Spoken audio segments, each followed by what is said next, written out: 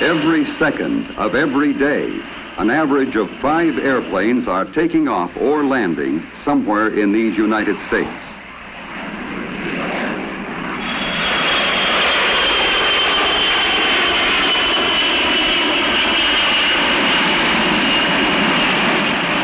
Every day, our airlines fly, on the average, a distance equal to 4 round trips to the moon.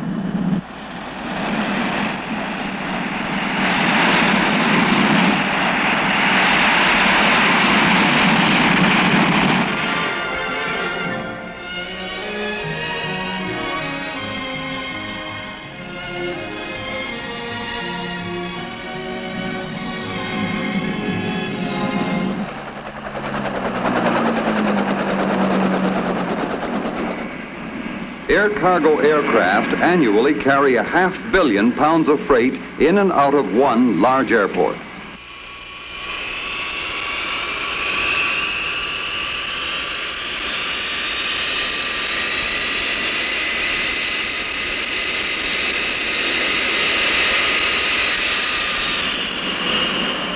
So it all adds up to a lot of activity.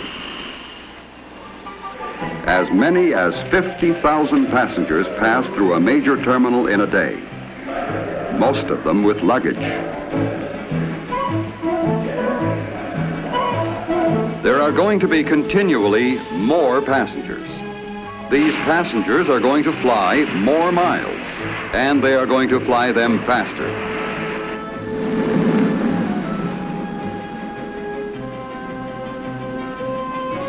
For the airlines to set up fast schedules and then meet them requires more than the raw speed of the jets.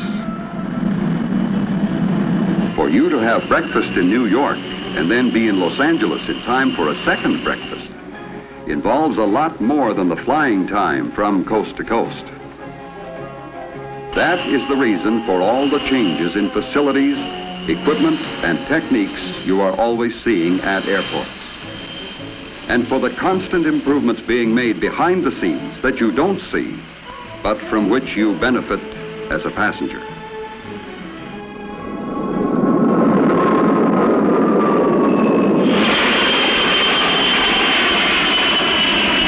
Each flight consists of innumerable, seemingly unrelated items, people, and activities that must be brought together for a temporary but specific purpose.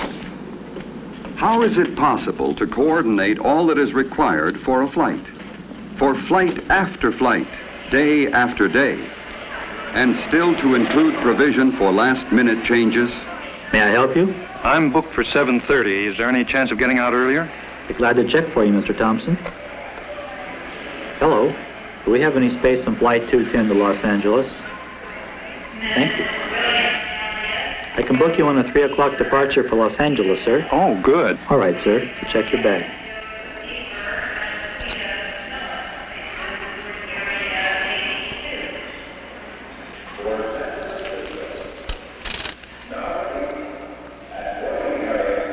The modern air terminal is designed for passenger convenience, with services available that help make air travel an integral part of the life of a nation on the go.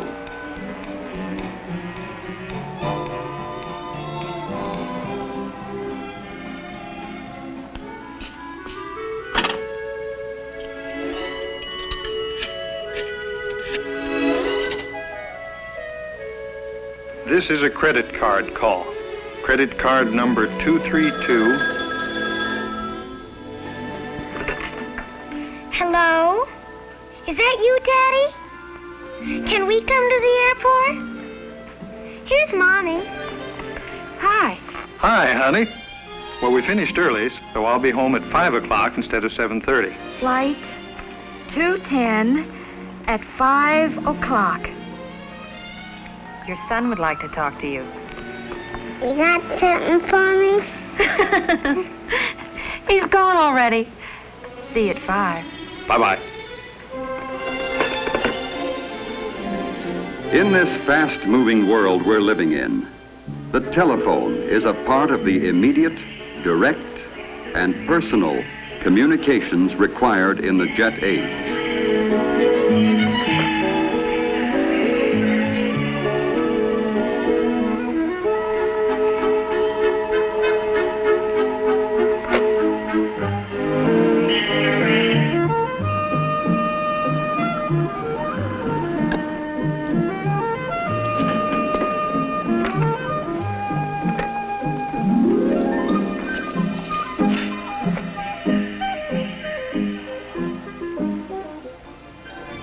And so many kinds of information are transmitted over communication lines. For instance, the weather in Phoenix is clear and the temperature 76 degrees.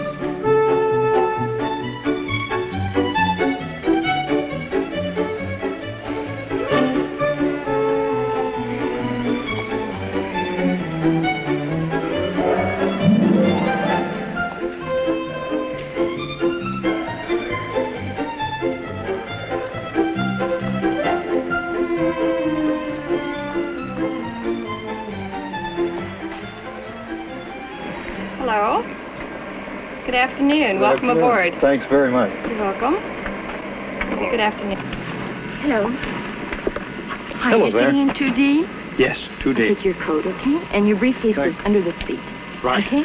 most of the communications at an airport are not by passengers, but for passengers by airline personnel. And most of these communications take place behind the scenes. It starts with when you ask about reservations. Your call may be to a centralized reservations office, which serves many cities, where it goes to the first available agent in the order in which it is received.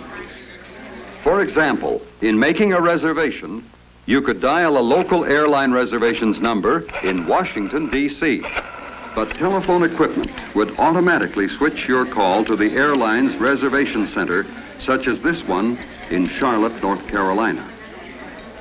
Here, the agent has immediate access to all required information and can make your reservation immediately.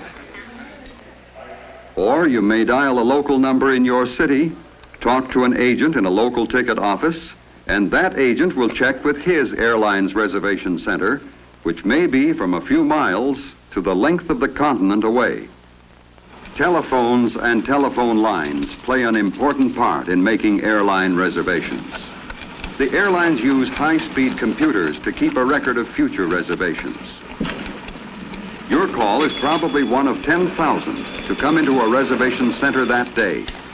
But the combination of computers and high-speed communications will give you an immediate answer. Another method. If you were to stop into a ticket office for flight information, say to Chicago or New York, or even around the world, the agent would put your request for a reservation into a console, which transmits it over the telephone lines to a centralized office.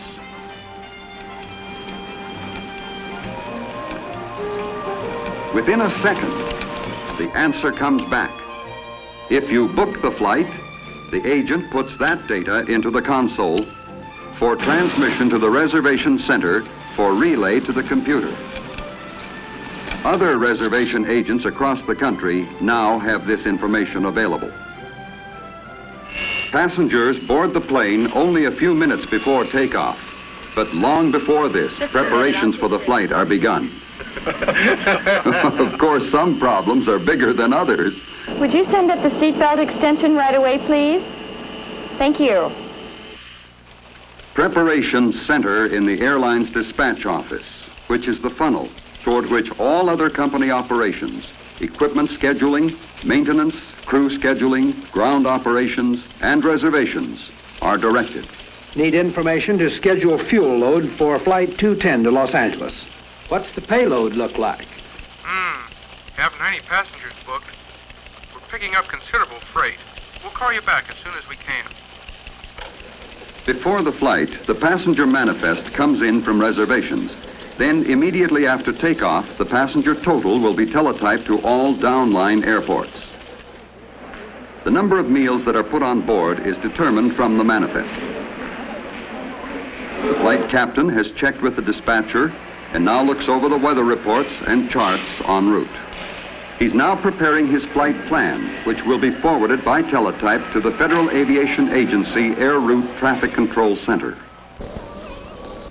Direct communications are used for last-minute changes. We'll need 4 extra meals. One of those must be a salt-free diet.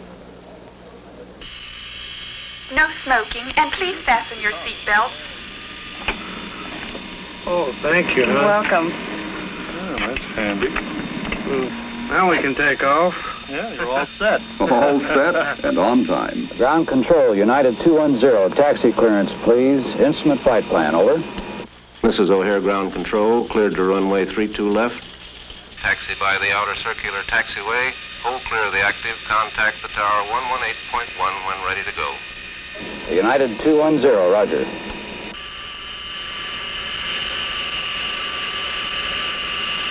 Flight 210, this is the tower. Have your air traffic control clearance. Are you ready to copy? United 210, go ahead. During the taxi run, the tower has checked by direct line to air traffic control for confirmation of the clearance filed by the pilot. This clearance specifies the exact route to be followed after takeoff. O'Hare Tower, United 210, ready for takeoff. Runway 32 left, go ahead. Roger, United 210, cleared for takeoff. United 210, roger.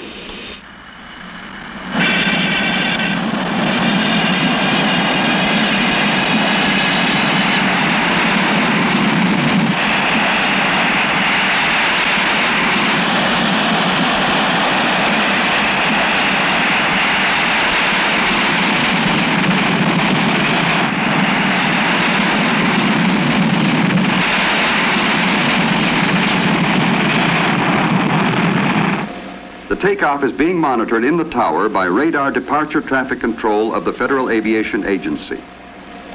O'Hare Tower, United Flight 210, off the ground at 305. Roger, United 210, radar contact. Traffic at 3 o'clock, 2 miles eastbound. Traffic 10 o'clock southbound, 4 miles. Over. Radar departure traffic control now gives United Flight 210 current position, heading to take, altitude assignment, and reporting instructions.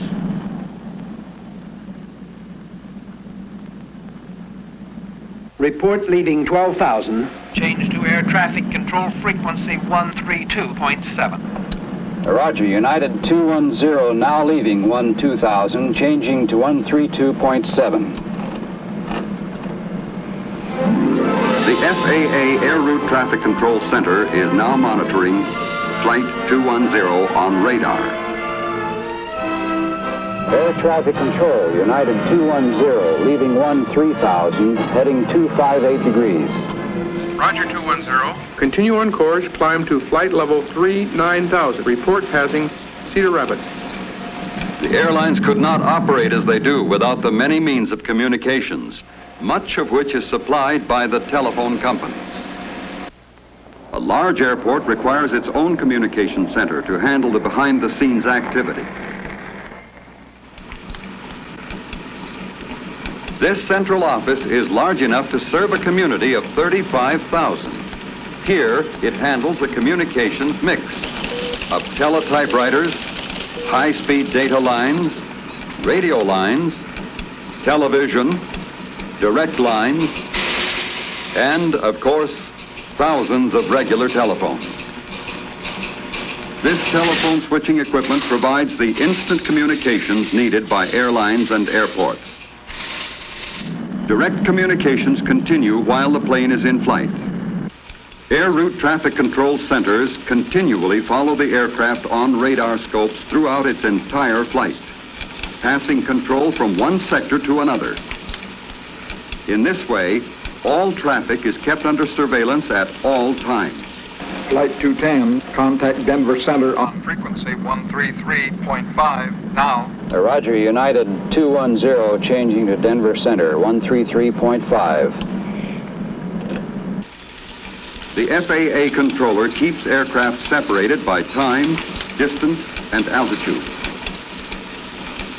In addition to direct and continuous contact with the controller by radio, a pilot receives reports at regular intervals from the Weather Bureau and also can talk directly to pilots of other aircraft in the area.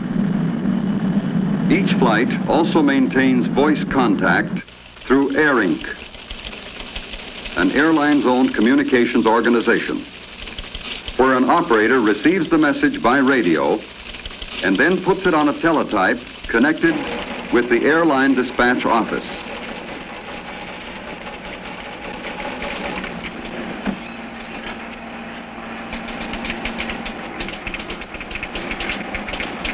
The information is entered on a flight progress chart and put into a computer where it is available for reservations and information agents throughout the airline system.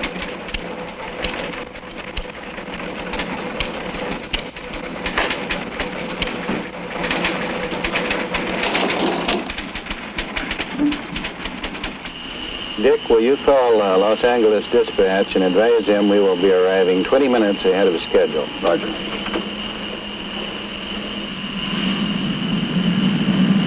At Air Inc., a connection can be made for direct communication between the aircraft and the dispatch office.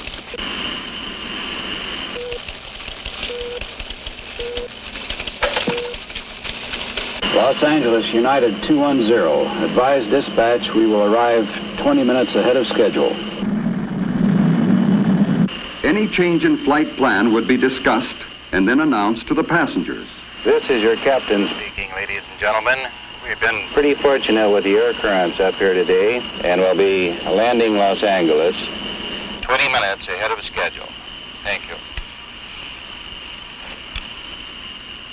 Almost as soon as the passengers find this out, the information is available half a continent away.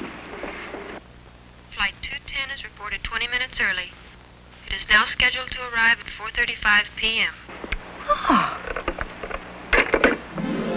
Aviation has come a long way in a few years.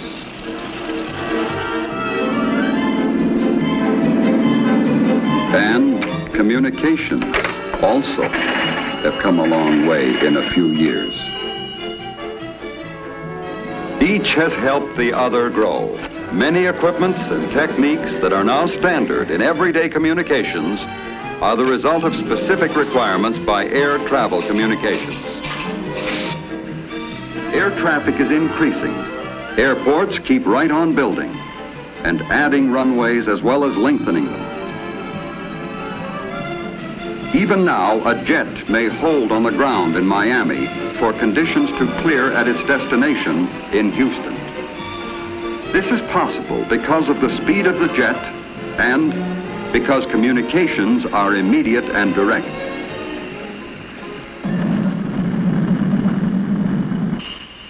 Gear down, fan check. Los Angeles approach United 210, outer marker inbound.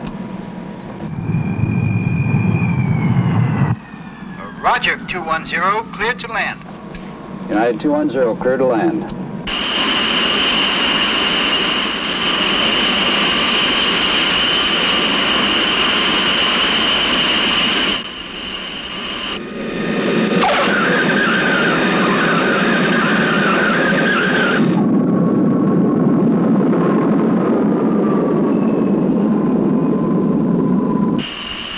Los Angeles Ground Control, United 210. Taxi clearance to the gate, please.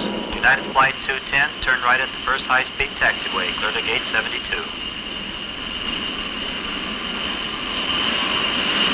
Flight 210 now arriving at gate 72. Is that Daddy? Yes. Come on, children.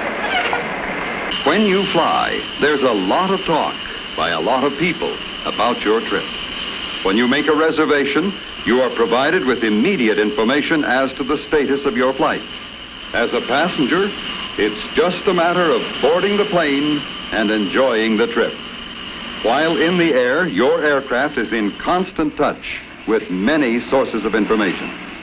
This is all because, along with your reservation, you also reserve the benefits of modern communications.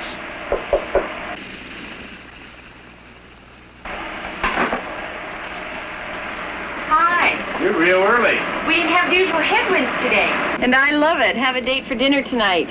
Oh, that's fine for you, but my wife's going to pick me up, and I told her this plane wouldn't be here for, almost 30 minutes yet. She may surprise you. Wouldn't be the first time. Bye now. Bye. Thanks for a great trip. You're welcome, sir. Bye-bye. Goodbye now. Goodbye. That was a wonderful meal. Thank you. Come back again real soon. Thanks for being so nice. Good evening.